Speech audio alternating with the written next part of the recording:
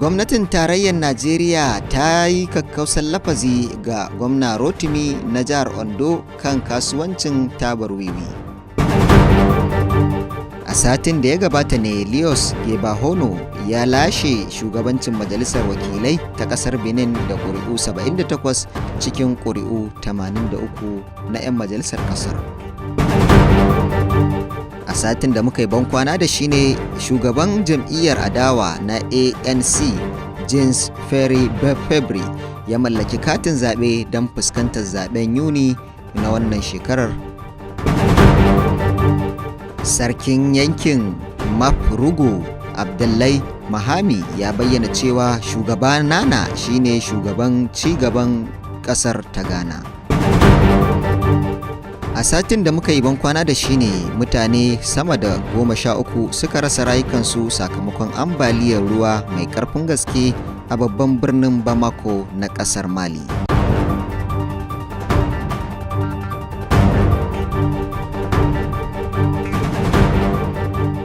A ranar Lahadin da ta gabata ne mataimakin shugaban ƙasar Najeriya Profesa Yemi Osinbajo ya kai ziyarar aiki jihar Imo. Tsohon Firayim Ministan ƙasar Togo kuma shugaban jam'iyyar CPP Kadjo ya buƙaci ƙarin kwanaki 3 don ci gaba da duba zaben na ƙasar Togo.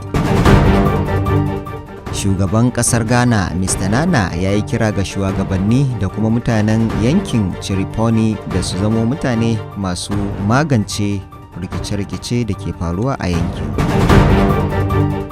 Gwamnan Arewa maso yammaci Adolphe Lele ya kafa kwamiti don nazari akan dukiyoyi da aka rusa a garuruwan Mankon Bemenda a ranar 15 ga watan Mayu.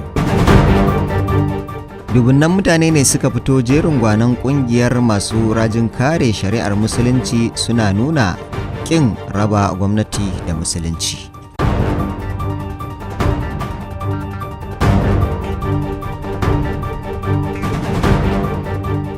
Da ya gabata ne gwamnatin tarayya ta Najeriya ta yi Allah wadai da kisan da aka yi wa sojojin Majalisar Ɗinkin Duniya na wanzar da zaman lafiya a ƙasar Mali.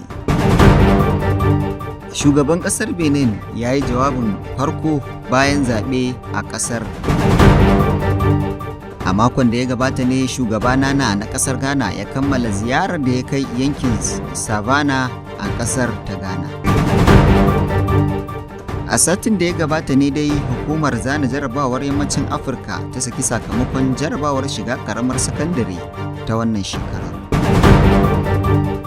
Firaministan ƙasar Kamaru Joseph Dieno ya nuna cewa zai iya ganawa da ƙungiyar Ambazonia idan har ya san inda suke.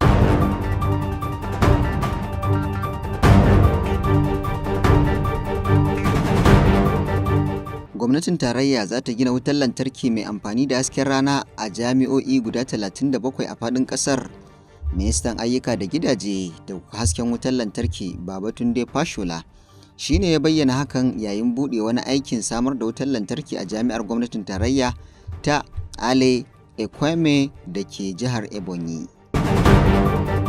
Shugaban ƙasar Benin Patrice Talon ya bayyana nuna haɗin kansa da kuma goyon baya ga 'yan adawa don a samar da kyakkyawan shugabanci ga ƙasar.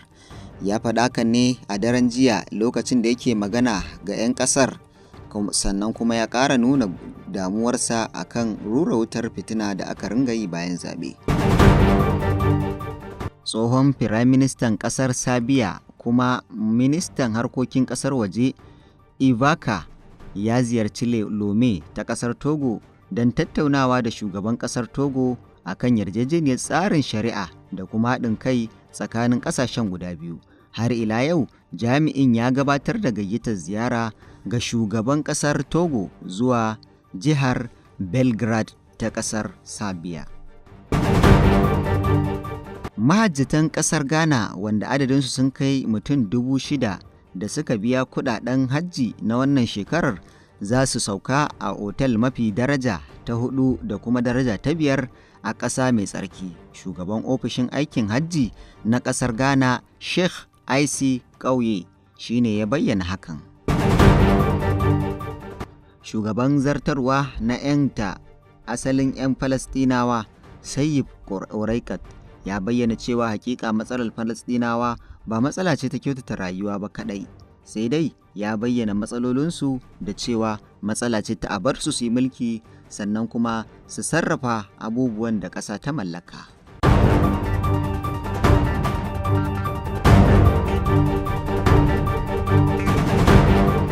An buƙaci gwamnati ta ɗauki mataki kan kafafen sada zumunta. Sheikh Abdulmuhi, wanda shine shugaban gudanarwa na ƙungiyar Jama'atul Izalatul Bid'a wa Iqamatul Sunna wato Jubuis na ƙasa reshen jihar Jos, yayi wannan kiran ne yayin da yake jagorantar wata tawaga ta ƙungiyar zuwa ofishin ƙungiyar jarida na ƙasa wato NUJ reshen jihar Kebbi. Ministoci 4 sun aji aiki bayan da minista Saka Lafiya da kuma minista Abdullahi Biyo suka ajiye aiki. Wasu zababbun ministoci 4 a zaben majalisar dokoki na 28 ga watan Afrilun shekarar nan a Benin sun ajiye aikinsu. Dukkanin ministocin sun sanar da ajiye aikinsu ne ta hanyar takarda da suka aike wa majalisar wakilai ta ƙasar a ranar 21 ga wannan watan da muke ciki. Shugaba Fure ya karbi saƙon Nana. Ministan tsaron ƙasar Ghana Mr. Albert tare da 'yan rakiyarsu sun samu isowa ƙasar Togo a ranar Litinin da ta gabata, sannan sun samu babbar karɓa daga shugaban ƙasa Fure da kuma manya-manyan jami'an gwamnati. Daga bisani ya karɓi saƙo na takarda daga shugaban ƙasar ta Ghana Nana. Rikicin manoma da makiyaya ya sake ɓallewa. Rikici tsakanin manoma da makiyaya ya ƙaru a kwanan nan a gabashin Chadi, inda akalla mutum 35 ne suka mutu tun ranar Alhamis da aka fara wannan rikici tsakanin manoma da makiyaya. Shekaru da dama gabashin ƙasar Chadi ya kasance yanki ne da ke iyaka da Darfur, inda ake samun matsaloli na rikice-rikice tsakanin manoma da makiyaya da kuma Larabawa da sauran ƙabilu. An buƙaci Asemo Gain ya dakatar da ajiye aiki. Lokacin da yake zantawa da shi shugaban ƙasa Nana, an buƙaci Asemo Gain ya dakatar da ajiye aiki. Lokacin da yake magana da ɗan wasan Gain a wayar tarho, shugaban ƙasa Nana ya yi kira da ɗan wasan ya dawo ya ci gaba da aiki kuma a dama da shi a wasanni masu zuwa, inda ya bayyana tafiyarsa a matsayin wani gibi ne babba a cikin ƙungiyar ƙwallon ƙafan ƙasar ta Ghana.